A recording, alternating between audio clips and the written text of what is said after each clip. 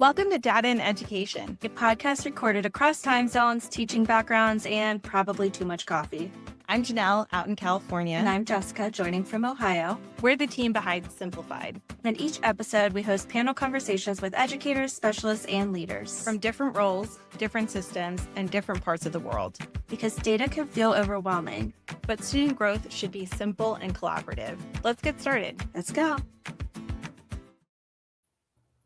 Hi, welcome everyone. Welcome those that are viewing either live or replay. We're so excited to have you all for a very, very important conversation today. My name is Jessica. My background is all in education, although most of my days are spent coding now for the Simplify app.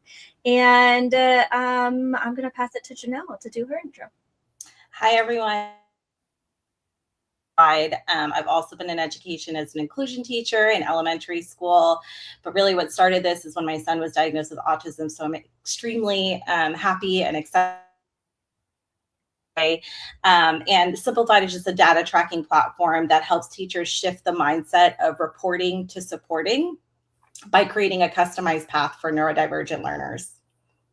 Yeah, and so today our guiding question is, how do misconceptions about autism and neurodivergence shape school systems? So I'm going to go ahead and pass it off to some of our panelists and have them do a quick intro of themselves. I feel like I've always gone this way. I'm going to go counterclockwise today, kind of switch it up. Dr. Huff, you want to give an intro? Hi, I'm Dr. Destiny Huff. I'm late diagnosed autistic and ADHD, and I'm the mother of 2 neurodivergent learners. I'm a non-attorney advocate as well as a certified trauma therapist for children and adolescents and a mental health therapist. Love it. Lisa Wright. Sorry, 2 Lisas. Hi, I'm Lisa Wright. I am an IEP coach and non-attorney advocate, parent of 2 now adult children, one of whom is an ADHDer, so autistic and ADHD. I'm a former general education classroom teacher and teacher mentor, and I'm excited to be joining all of you in conversation today. Awesome. Lisa Riegel. So I'm Lisa Riegel. I am kind of a school transformation expert. So I go in and help schools shift their systems to a culture that's called NeuroWell, that really taps into the brain science of how we learn. And I work a lot with helping schools to figure out how to rethink what we see in behavior, that behavior is kind of biology and context. And when we understand the biology, we have different problems that we see. So our solutions change. And then ultimately we control the context. And so helping them to learn how to set up a context that helps kids be happier, healthier, and more successful. I love it. Well, thank you guys for being here. I'm super, super excited to just hear as the founder of Simplified, but more so as a parent. So I'm really excited to hear your thoughts. So our guiding question today is, how do misconceptions about autism and neurodivergence shape school systems? It's a lot to unpack there. So our very first question is really to start in the beginning. How do schools misunderstand autism and neurodivergent learners? Whoever wants to begin. I think I'll start with that one. I think the biggest ways in which I've seen autism and ADHD misunderstood, and I've worked in the early childhood up to 12th grade in the settings as a mental health professional, is just either the lack of presuming competence for our learners that are non-speaking, minimally speaking, or unreliably speaking. And then on the opposite end of the spectrum for our learners, so I don't prescribe to functioning labels, but our learners that are quote unquote considered more high functioning, right? So they have more language and verbal abilities, their behavior is considered willful, right? And so there's almost this perception of they know better and they should do better. So I just kind of see that disregard for the dysregulation and the disregard for the capacity. And then I'll hand it over to someone else. Yeah, sure. Do you want to jump in? Go for it. Sure. Yeah, I agree with exactly what you said. And I think what I see in schools as a system is that they put interventions in place so that we can take neurodivergent learners and help them conform to our system, rather than building a system that would give them the ability to grow and be successful. And then the other thing I think that's a real problem is kind of what Destiny said, is they view their behavior as a character flaw as opposed to biology. And when we understand that biology piece, we start to understand how to help them learn behaviors in a different way, without being judgy. Yeah, and I think I echo both of what you've shared. I think that one of the first dominoes in this sort of misconception is that autism is viewed as a behavioral disability, and that we don't understand that it's a sensory motor disability that impacts pretty much everything: communication, motor skills, fine motor, right, learning, regulation, all of the things. And so there's been structures put in place to deal with behavior and not really understanding the underlying kind of mechanisms at play.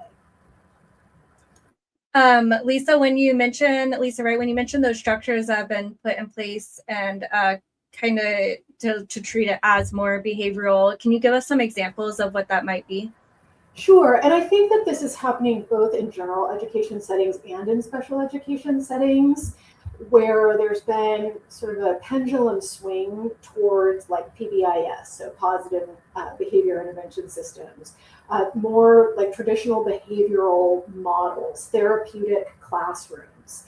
And so we're looking at this more traditional behavioral model, sort of narrowing our focus on these like arbitrary 4 functions of behavior without really understanding fluctuating capacity, without understanding motor difference, without understanding communication differences, without understanding a whole heap of things, unmet needs, and I could go on and on. But and so I think that folks have really good intent by and large. I mean, really, nobody goes into education to hurt children. It's just not how it works.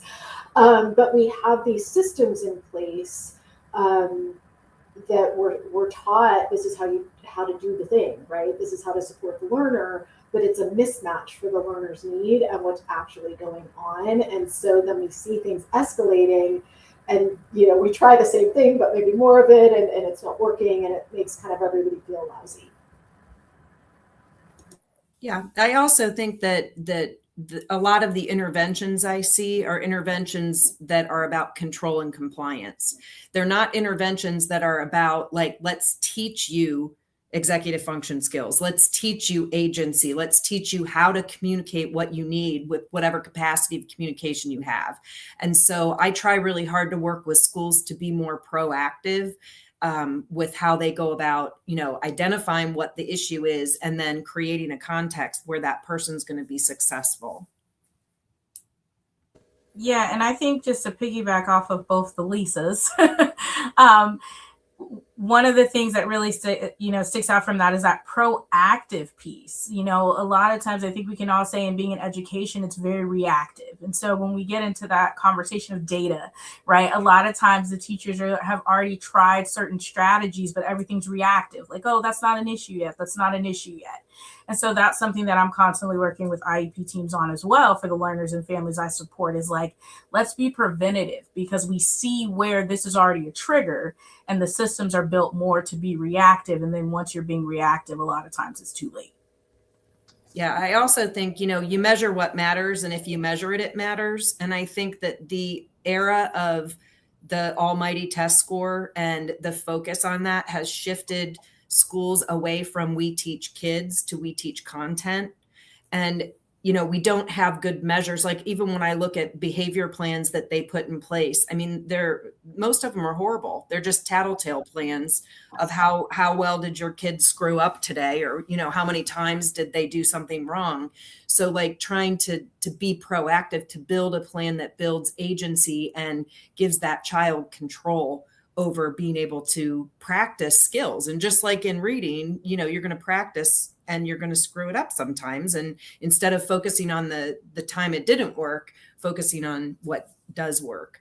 And then one other thing I'll say, and then I'll stop. One other thing is I think that we don't give time for brains to learn. So like we do a behavior plan. It works for a week because it's novel and there's toys and gifts and points and things that people get excited about. But that's not how our brain changes habits. That's not how we build a neural pathway for automaticity. And so then after we try it for a couple weeks and things start to slide because either the adults in the system are not being consistent or it's just not working anymore, then we just say that didn't work and this kid's a problem. And, you know, back to the data piece, if my goal as a teacher is I need all my students to grow their reading score, and this kid is going to impact my teacher quality data because it's, you know, he's not following the same trajectory or timeline, then all of a sudden I think a lot of times I see, and I don't think teachers mean to do it, but they're frustrated by the lack of learning or attention or whatever it is, rather than looking at the child and teaching the child and saying, okay, how can I make this classroom a place where this child can succeed? I'd like to, when you said the whole part about the tattletaling, that, you know, Jessica and I, when we are developing, you know, our platform, and one of the things that we struggled with is notes, like giving teachers the option to put notes, because we know that it's just like this venting about like all the things that went wrong. And like, again, it's like, but how do we guide them to be productive, right? Like, how do we guide them to support this learner in building those skills and, you know, advocating for themselves? Like, how do you do that? And, you know, we don't have all the answers. We're continually like reflecting and trying to figure out, because as previous educators ourselves, like we understand that it is very overwhelming. And the way the structure is set up, right? I mean, you have, you know, 30 kids in your classroom. You're just trying to get everybody, you know, to the certain standard, exactly what you said, Lisa, when it comes to, you know, the content and the test and all those kind of things.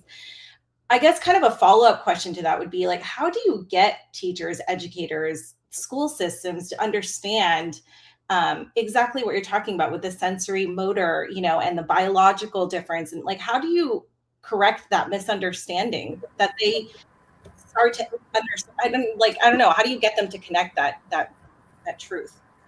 Yeah, so lots of times I find myself in IEP meetings almost making kind of broad stroke statements like, well, we all know, right?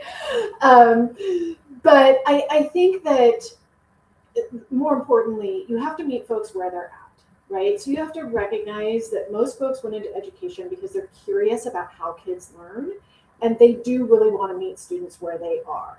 So you have to create the space in the IEP meeting where it's safe to recognize yourself as a learner as well. And then I think I like to ask a lot of questions. I know Destiny does as well, not because we're trying to play gotcha at an IEP table, but because we're really trying to understand the landscape and like what's happening so that we can essentially act as a thought partner with the folks sitting on the school side of the team. And so sometimes that teaching happens just through that inquiry process. And one of the things that I think can sort of naturally fit into a behavior plan is this idea of brain state aligned accommodations and strategies. Really kind of getting curious about and noticing the cues that this individual learner gives when they are regulated and they are able to engage in like what that looks like and what those early tells for dysregulation look like and what strategies in those moments are effective. And whoopsie if we miss it because classrooms are dynamic or whatever, and things start to escalate, you know, and down the line. And the example I often give is you will find in most behavior plans, there's something around offering choices, right? Well, if you offer a choice to a learner when they're fairly well regulated or just slightly beginning that dysregulation kind of curve, that can be effective. But if you've sort of missed those earlier moments and the learner has kind of moved from their upstairs brain to their downstairs brain and they're just sort of detecting threat, they're kind of living in their amygdala, that offering of a choice really the brain perceives as a demand. And so while it may be super effective in one moment, it's not effective in another moment.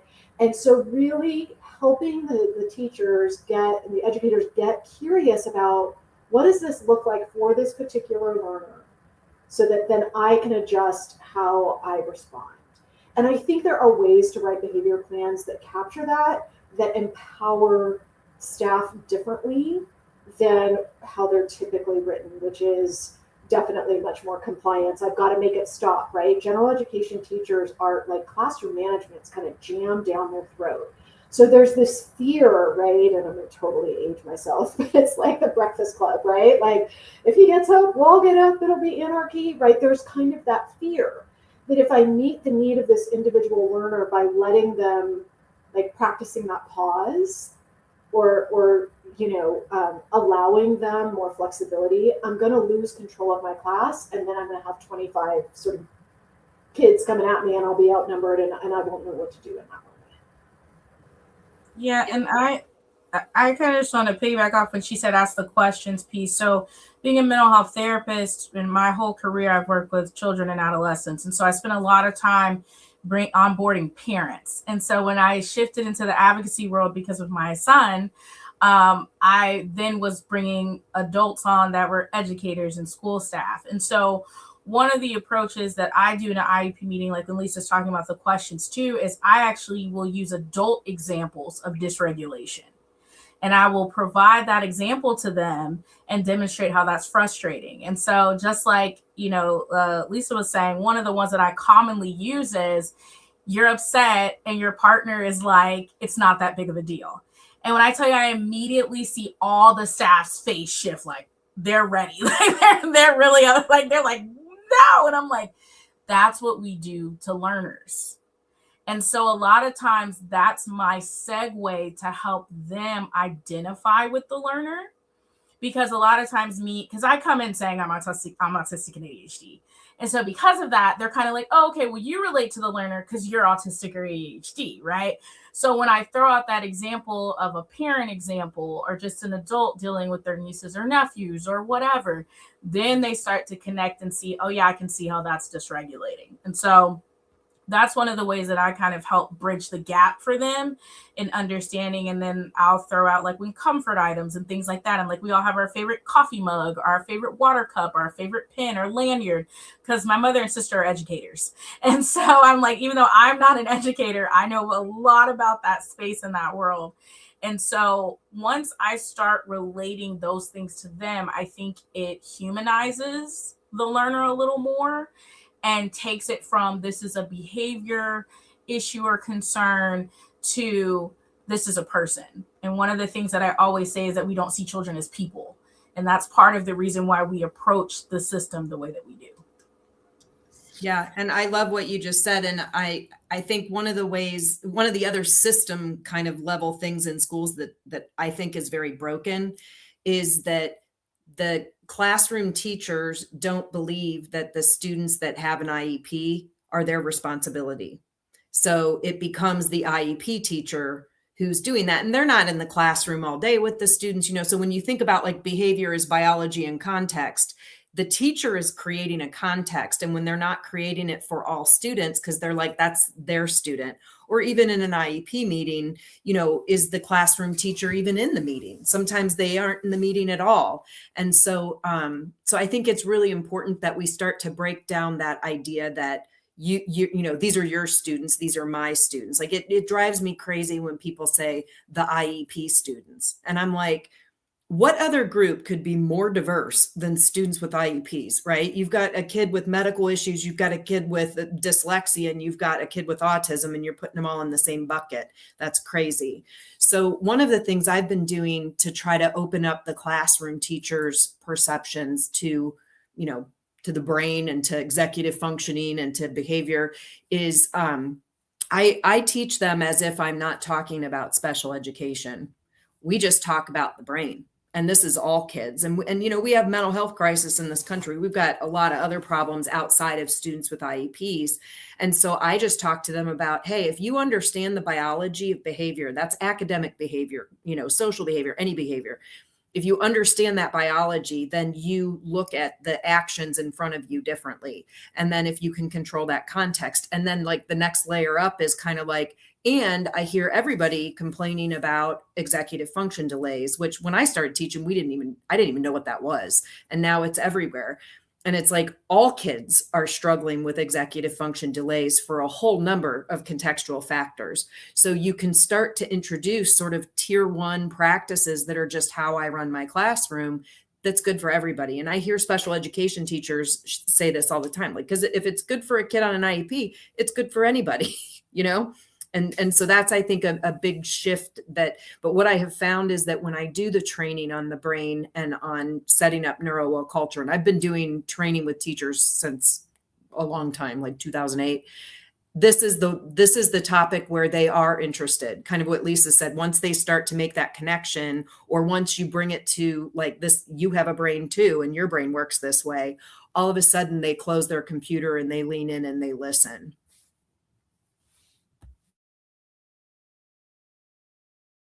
Oh, looking for my unmute button.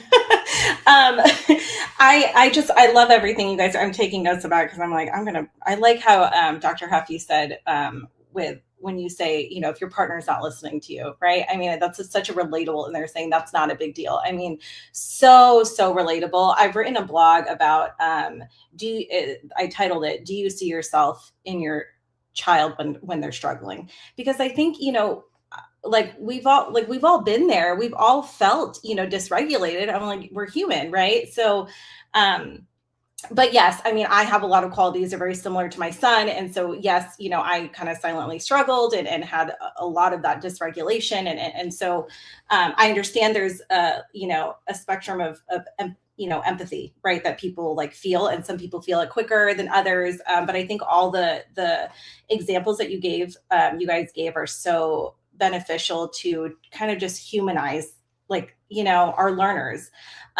Something it does make me think of, sorry, I'm kind of going off script here because I'm just so interested in what you have to say. But like, you know, you know, Lisa, you talked about, you know, in the like these behavior plans and what it looks like in the classroom. And something I've recently thought of is, you know, when I'm helping my children and they're dysregulated, and here at home, like I allow them to feel their feelings and to, you know, get it out, especially physically. Like I've recently realized too, just how, and this is myself too, like physically, like I need to release, you know, the energy. And yet I'm thinking about it, I'm like, well, what does that look like in the classroom? You know, like I feel like we stifle that so much, but it's not healthy.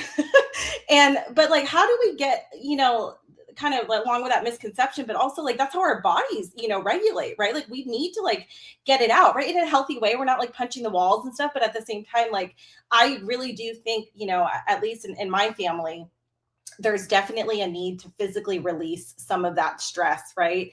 But I just don't feel like I see that in classes regularly. And I feel like we need to see visible examples in the classroom of what it looks like to regulate yourself. You know what I mean? Can I chime in on that real quick? Because Lisa Wright is laughing because we frequently have these conversations, and as a mental health professional that's worked with children and adolescents, one of the things that I'm constantly helping them understand is how parents that have neurodivergent learners will often come up with coping skills at home, right?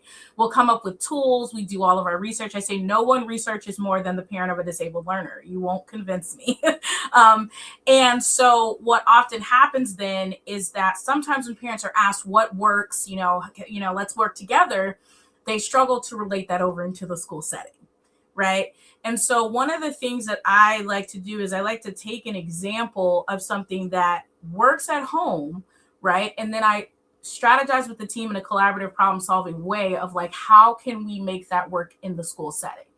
And sometimes they kind of pause and they're like, wait a minute. And so one of the examples I give is that when I'm at home with my kids, so I have an autistic learner and an ADHD learner, they can walk away. If we're having a conversation and they're upset and they're dysregulated, they can walk away. It's fine. They can go to any other part of the house. When I'm in an IEP meeting, I explain how that's elopement when you're at school. They can't exit the classroom, right?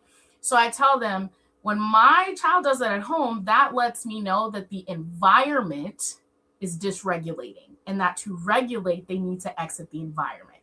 So then I ask the school team, how can we make that work in the school setting? And in that instance, a lot of times it is finding a safe space that the learner is comfortable with that they can go to. And then I say, okay, great. How are we going to facilitate that? So for a lot of my middle and high school learners, they can send an email to their teacher because maybe the safe space is the counseling office. And so they can just send an email. So it's not a whole big thing. Everyone doesn't have to know, saying like, I need to go to Miss Wright's office, and they go, right? For our younger learners, they might have somebody that can come get them. It might be the OT room. It might be the speech room.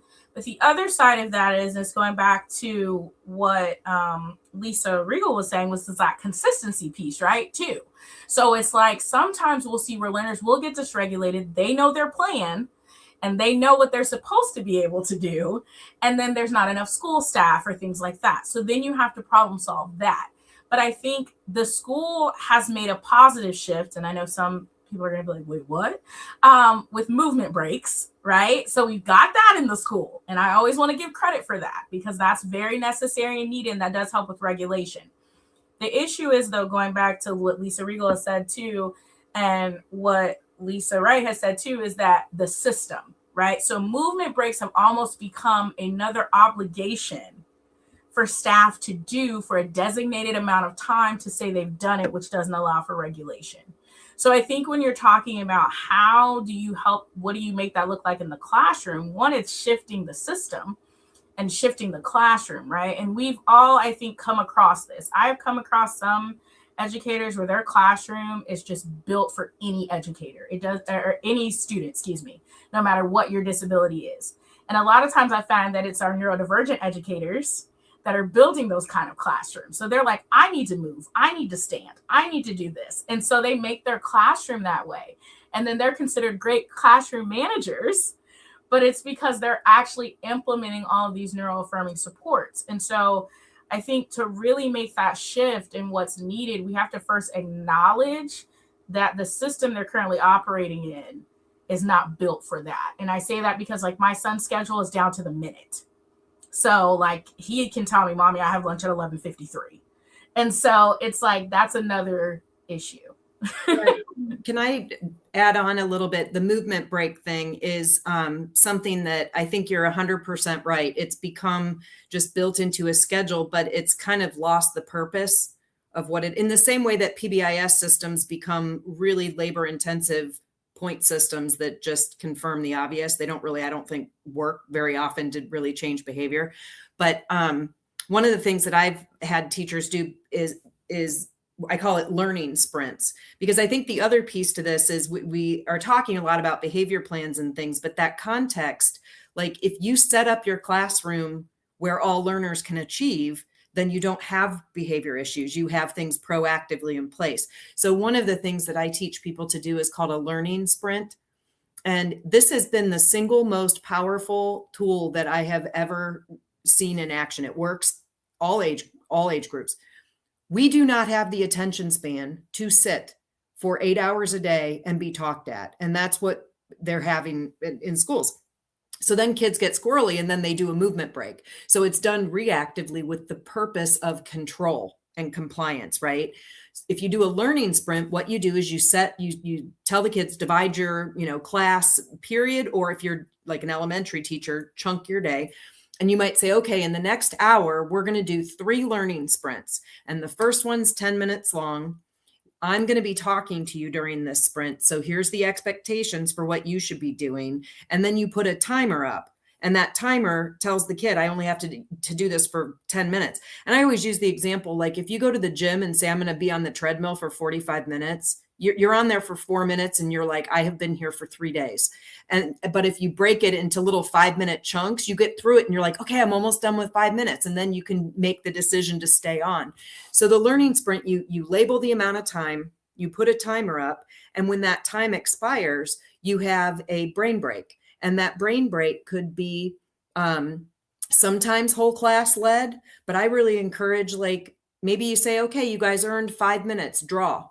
Turn and talk. Tell somebody something you love about yourself that they don't know about you? Or what's one great thing that happened today? Or what's one thing you're really proud of? Starting to infuse some positivity into the classroom in a structured way. And then you're also teaching from an executive function standpoint, you're teaching people how to shift focus back and forth, and you're teaching them time management because they're starting to learn, what can I accomplish in 10 minutes? What can I accomplish in 15 minutes? And you can vary up the times for the learning sprints, but it is super easy to implement for classroom teachers. It doesn't require they do any additional planning. It's literally just chunk your lesson, and then you get better at it as like, how long can the kids keep going? Because we, think kids can just focus, and then when they don't, they're just, not interested. But the reality is, if any teacher has ever sat through a PD day with session after session after session, I guarantee you they're talking, they're distracted, they're on their phones, because none of us have an attention span. So we've set unrealistic expectations in the system. I was just going to say the same exact thing. Like, we can't even keep our attention on something for 8 hours. It's absurd. I used to love just like looking around during those PD days and just like, oh, I remember when you were just yelling at your student about doing that same exact thing, right? Because for some reason we think that like we don't have to do it anymore, and only you have to do it as a kid. But that doesn't really make sense because our brains aren't even fully developed. So such great examples. I want to kind of dive into these examples even more, and really start talking about what it means to have like meaningful inclusion in a classroom and what that looks like. So if anybody has any more ideas or examples of that, we'd love to hear them. So I think with like talking about inclusion, I think first we have to really look at, what does that mean, right? Because I think one of the things we've all covered is that system piece. And I think what the system has come to define inclusion as is that special education learners with IEPs, or learners with 504s should be in a general education classroom. And that's a legal civil requirement. That's not inclusion. Right? So when we get into the basis of what inclusion looks like, inclusion is saying that all should feel welcomed in this setting. And in order to do that, you have to adjust the setting, right? And so I think when we talk about that, what that inclusion could look like, go back to a statement that Lisa had made earlier about how we know that the focus now is on the teaching the content, right? And forgetting about the skill building. Now it's check marks. We have to have so many grades in. We have to do this and that. And again, my sister and my mom are educators, so I hear about this often when their timelines are coming up for them. And I always think back to how people say, well, learners are different now, right? Like they're like, oh, everything's different. And you're not wrong, because the system actually is different now. And I always say, I remember in high school, it's like lesson, assignment, do assignment. And the teacher's like, don't be too loud. Talk to your friends, do what you do, as long as you did this assignment, right? What we were learning was socialization. We were getting those active breaks in there. We were getting active choice in there. We were getting these different communication. We were learning executive functioning skills by default, right? We were getting access to all that. And so even though a lot of special education learners during that time, because me and my sister talk about this often, were still very segregated, right? Because we really remember like not seeing too many learners that we knew had a disability around in our classrooms. The classroom was actually more built, in my opinion, for them around that time frame before all of the testing came in. So I think that when we're looking at inclusion, you have to actually look at, how do we support a dyslexic learner in this setting? How do we support an autistic non-speaker in this setting? How do we support an autistic learner that uses an AAC device? How do we support an ADHD learner that requires a lot of movement? And that's where it does take that collaboration piece that is often missed, right? We have all these school teams that'll have a speech therapist, communication, an OT, regulation and interception, a counselor, coping skills, right? But we don't collectively come together to say, how would you frame this classroom? And I think in part of shifting the system, that's a piece that would be beneficial for that inclusion, is looking at, when you set up your room, right? Because we typically will have like a speech and OT room. When you set it up, what are the pieces that you feel are integral for you to do your job? And how does that translate over into the general education setting? Yeah, and I think it kind of goes back to something I said before about the mindset of a general education teacher, because, you know, if you say exactly what Destiny just said, which is spot on correct, they're going to be like, well, I can't do that. I have so many different kids. How do I do it? So one of the things I talk a lot about is inclusion is differentiation, right? We've been talking about differentiation for 15 years. And when I go in classrooms, I see very little of it. So instead of thinking, how do I create a classroom good for all of those special ed kids, right? Think of it of how do I create a truly differentiated classroom where there are some choices, where you are addressing, you know, like one of the things that I used to do when I was a teacher is I would have my assessments, we would co-design with the students. So I would say, okay, here's what you need to show me. Now, how do you want to show me you know? And some kids would do a speech, some kids would do a project. I had a girl who came in, and the first time I did it, I was teaching high school and we had read To Kill a Mockingbird. And I said, here's what I want you to know. You know, you tell me, show me how you know. She came in and said, can I do a dance? And I thought, oh Lord, okay. And I was thinking, you know, what is this going to be? And I said, well, I have a rubric that is aligned with the standards that I want to be able. So you could, you know, dance the Nutcracker, but if it doesn't align with what I have to look for, then we're going to have problems. She said, nope, I'm on it. And I said, okay.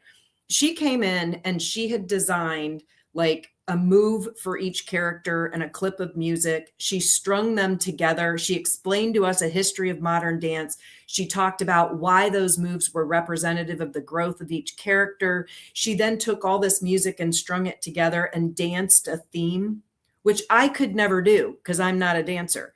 So I couldn't have designed that assessment for her. So it's like, I wish we could see more educators loosen up on that everybody has to do the same thing all the time. And I think, again, we've gone back to this, like just moving the cattle through the barn, you know, and focused more on the test score than whether they've actually learned it. Have they retained it? And I think that's also why we see huge disparities between grades and test scores and ACT readiness, is because we're just chugging them through. So to me, the overall big picture answer to inclusion is differentiate your classroom and all students will do better. And then you can make adjustments for students who have specific needs for differentiation as part of that. But it's not such a big leap if you already have that mindset.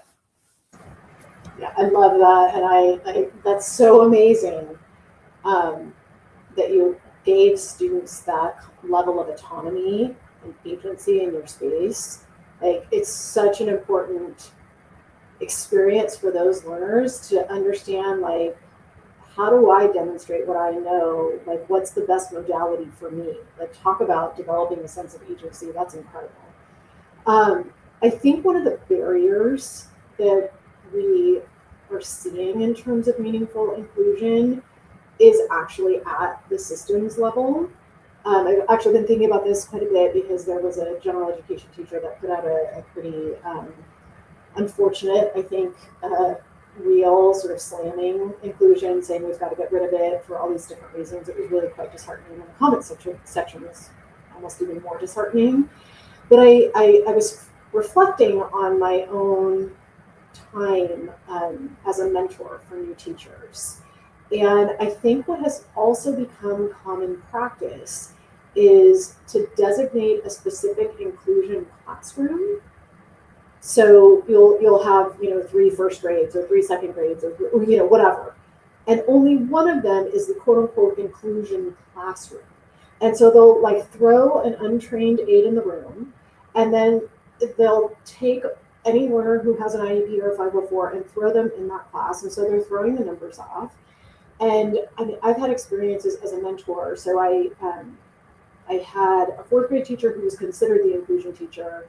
And one of the barriers was she didn't have a cohesive collaborative relationship with the special education teacher. And so she was like, I'm happy to try to make the visual or try to do the thing, but I don't want to step on my colleagues' toes.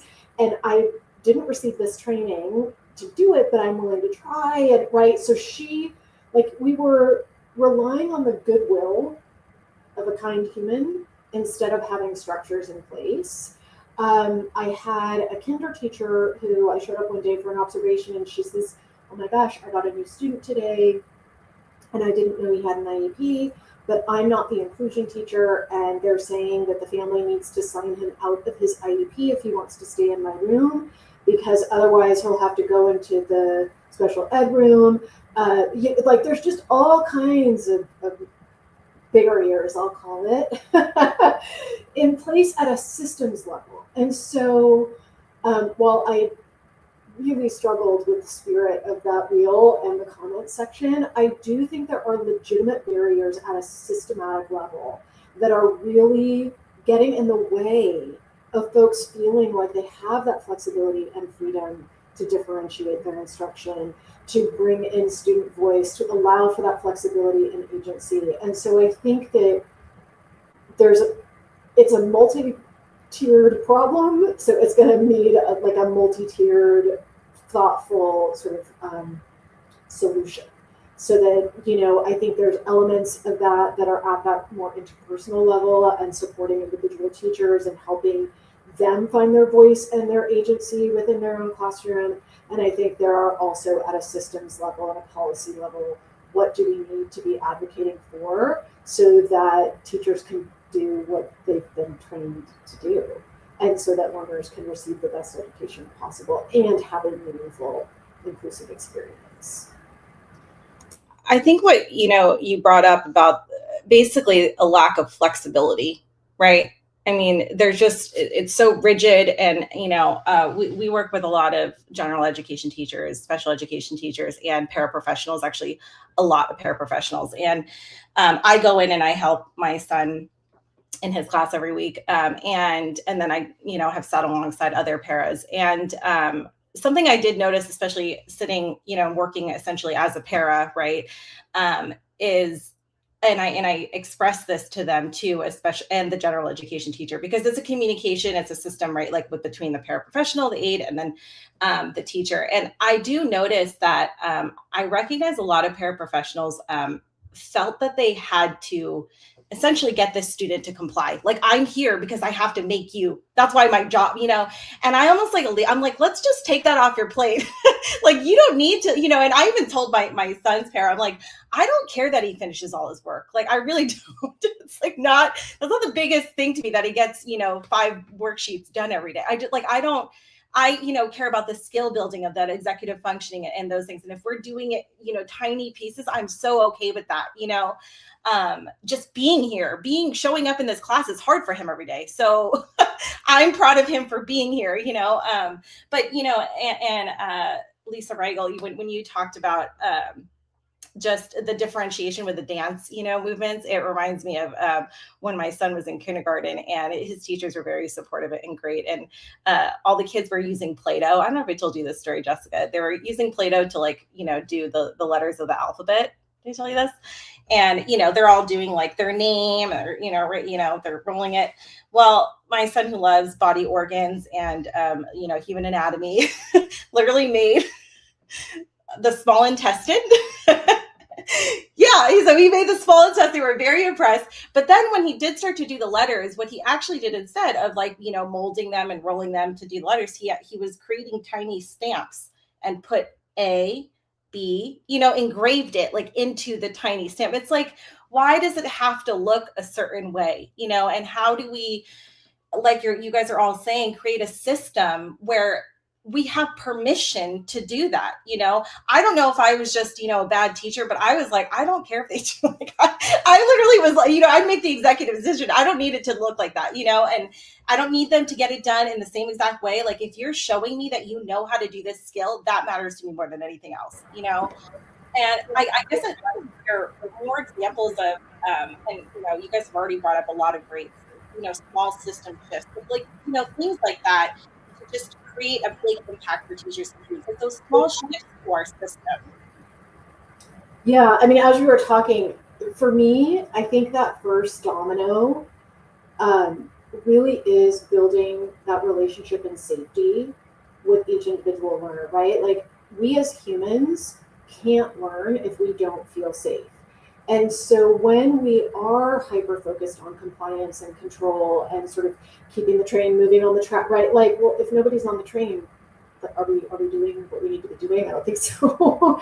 Right. And so I think that there is so much pressure on teachers that they've got to get through this content, they've got to hit the mark, they've got to aim for the test score, they got, right, that it creates a community, a culture where disabled learners are othered. Lisa Riegel, I think you noted this, that like there's this idea of like, those are not my kids, and a total misunderstanding that all learners, regardless of placement, are general education students first. Some students happen to receive special education services and maybe do their learning in a different environment, but they are general education students first. And I see that get lost, both among classroom teachers, but also among administration. I can't have those learners disrupting the equilibrium on my campus. It's a safety issue, which is a problem. And we need to recenter ourselves that there are other ways besides control to manage a classroom, right? Having a safe relationship with learners helps manage a classroom. Interesting, engaging curriculum helps manage a classroom, right? Building in opportunities for student voice and autonomy and agency and curiosity and play helps with classroom management. So all of these different pieces, and they're not like top-down strategies, they're more like egalitarian strategies. We're in this together, we're a learning community.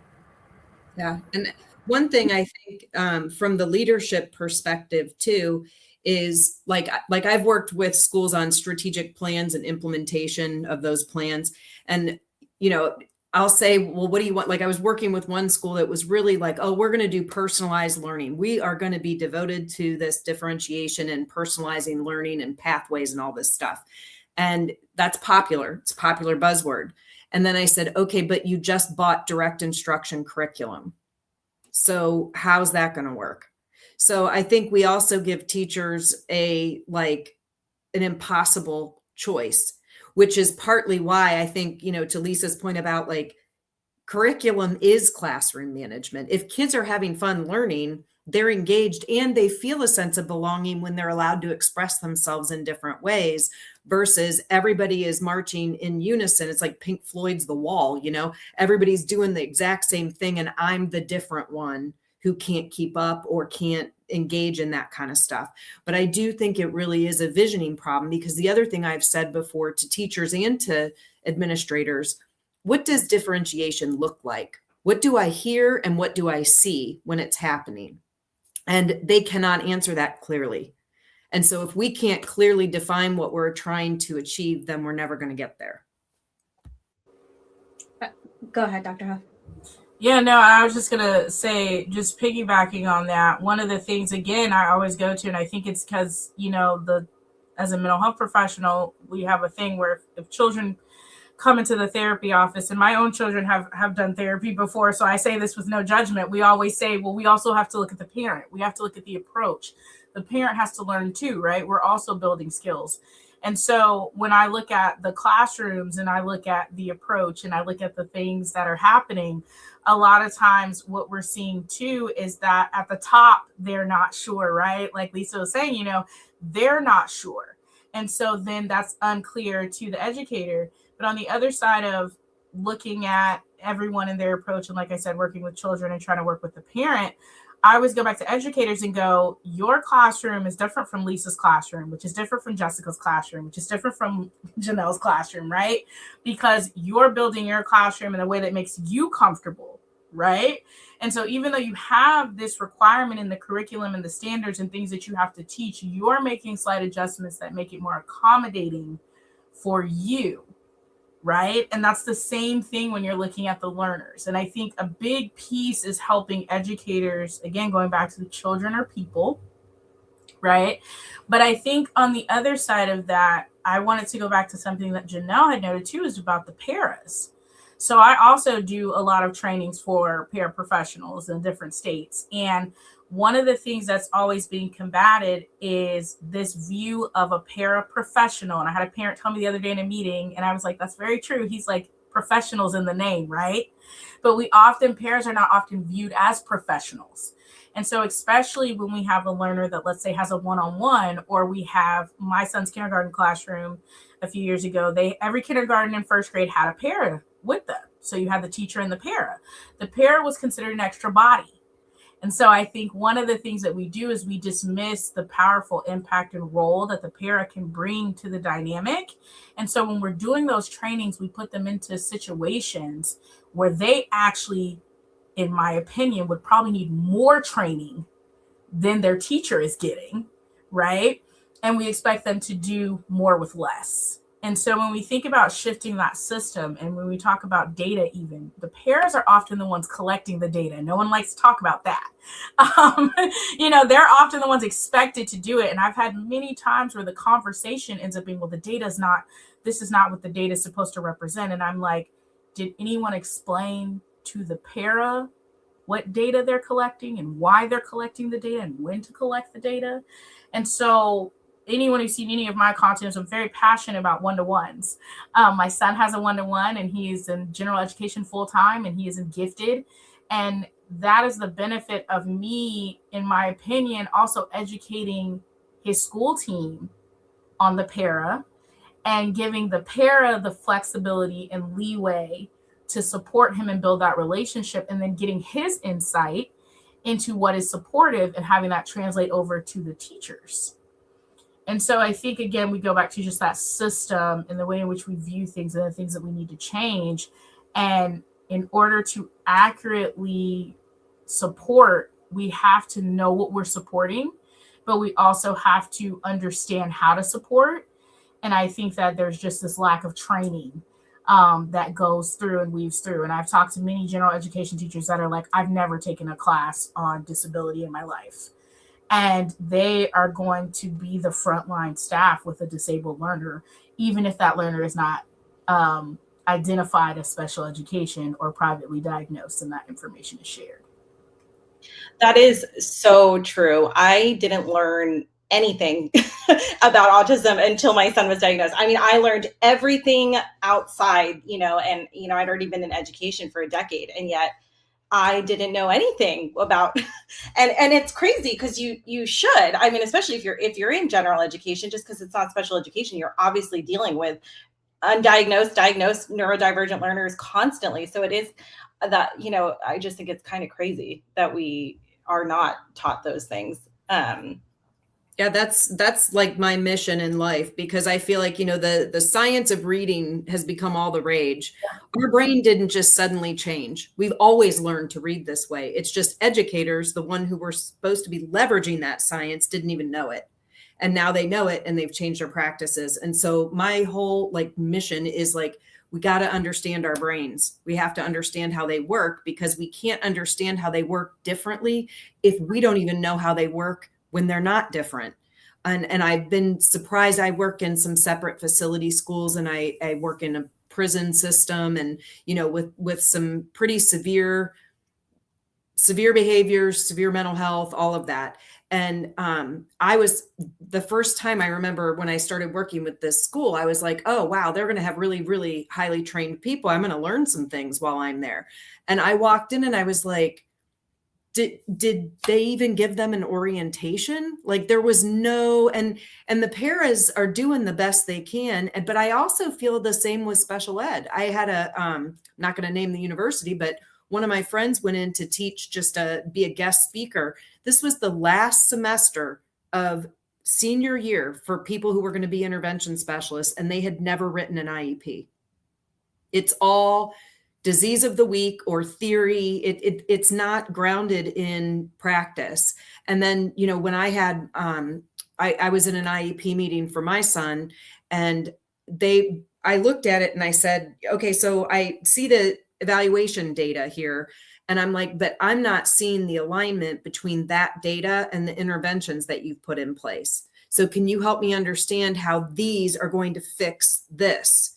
They couldn't even define for me what those terms meant.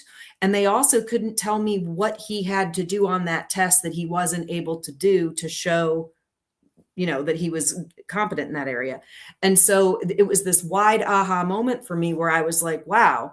And I think there's a huge knowledge gap, huge, that's having a giant impact that I think is impacting some of these systems, because in the absence of understanding executive function, understanding basic brain science, we're making a lot of really damaging assumptions about why people are behaving how they're behaving, or why they're struggling academically, or why.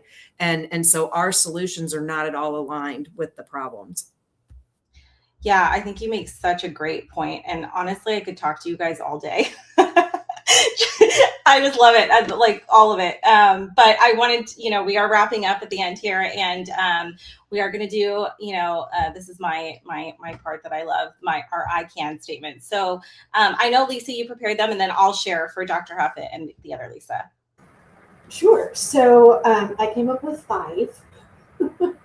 The first one was, I can practice a pause before reacting to a learner's dysregulation. Love it. The second one was, I can remind myself that they're having a hard time, not giving me a hard time. The third one was, I can get curious about a potential unmet need. The fourth was, I can presume competence. And the fifth was, I can find shared joy. I love those. Those are so relatable. I'm going to share the ones that I was listening to you. I liked when you said, I can be curious about the cues the student gives. I also wrote, I can see how a choice could feel like a demand in a dysregulated moment. That really, as my son has like PDA and like those kind of demand, like I could definitely see that, even though we don't mean to do that. So I feel like that's a really good one for educators to also cling to. I also wrote, I can recognize that emotional safety rather than control helps classroom management. And then for Lisa, so you can tell me if you like agree, disagree, or if you want to change, based on what you said, right? In the beginning, you were saying, I can understand it is not helpful to force neurodivergent learners to conform. I think that like that beginning part of like that conformity, right? I can practice short learning sprints. I really like that one. I think that's a very actionable, doable thing, just tomorrow, right? I can understand inclusion as differentiation is the key one. And then I also liked when you said, I can co-design assessments with my learners. Show me how you know how, giving them that sense of agency, right? Like we don't think like, I don't have to make all this assessments myself. Why don't you tell me how you want to share it? Do you want to change any of that? Or does that like resonate? Yeah, good. I think you're muted. Yeah. Sorry. No, those were great. The only thing I would add is that, we have to build culture. And Lisa kind of talked about this a little bit. This is a culture shift. Yeah. And I call it a neuro-well culture. You can call it whatever you want, inclusive culture, but that culture is based on a sense of belonging. Mm-hmm. And the only way that we build that culture is by truly understanding that social behavior and academic behavior, work behavior in every human in the system is the intersection between our biology and our context. And when we understand that, then the I can statement is, I can control my context. I can create a context that will help students be happy and safe and successful. I love that. I just added biology and context. I remember you said that earlier, but I couldn't catch it in time, but I wrote it now. I can control it. That's so powerful. So Dr. Huff, I put in the beginning, you talked about, I can understand my misconception of willful as knowing better. I feel like that was a really powerful, right? That is so true, right? We think that they should just know. I've heard that so many, like more times than I want to admit. I can use adult examples of regulation to help identify with the learner. I thought that was a really good, for people who already want to advocate for our neurodivergent learners, like how do we do that? And, relating to the adults in their way, right? I can brainstorm ways to incorporate coping skills at home and find how to make it work in the school setting, right? How you compromise that. You thought you came up with great examples. It actually did make me think of just how great it would be if we just had like a safe room at every site, like just like and at least the schools I have been in did not have that. I also wrote, I can understand that inclusion means all are welcome in this setting. I think we talked a lot about settings. Would you change any of those, add to any of them, Dr. Huff? I think those are all great. I think the only one I would add is, just kind of going to that understanding of, in order to create a community in your classroom, there's got to be a community among your team and among your staff. And I often see that, I might be the first person to ask the general education teacher her view and opinion. Like she's collecting all this data and she's struggling and she's needing support. And I'm the first person to actually ask her, can you walk me through what this looks like in your setting? And then on the other side, I might be the first person to actually say the special education teacher is not there when this is happening. So how do we adjust the environment and support the staff that's there? And so I think a lot of times there is that, and we all kind of touched on this, is disconnect between the staff and the IEP meetings, which typically will happen annually one time a year, is the only time that they're all getting together to really discuss this learner's specific needs and how to support. So I think maybe I can ask questions to support the learner and myself, because that's the biggest disconnect that I see. I love that. So good. Okay, we are running out of time. I think that's the least amount I've ever talked on this podcast, just because I could not have said it any better than the three of you. So I love every bit of it. Agree. I feel like I need that little like 100 emoji like popping up on my screen every time you guys start talking, because I'm so hip. They don't even use that anymore, do they? Anyways, really quickly before we wrap up, we have a positive replacement phrases resource on our Simplify app website. You just go to simplifyapp.com, create a free trial, and then go up to the little library icon. You can access all of our free resources.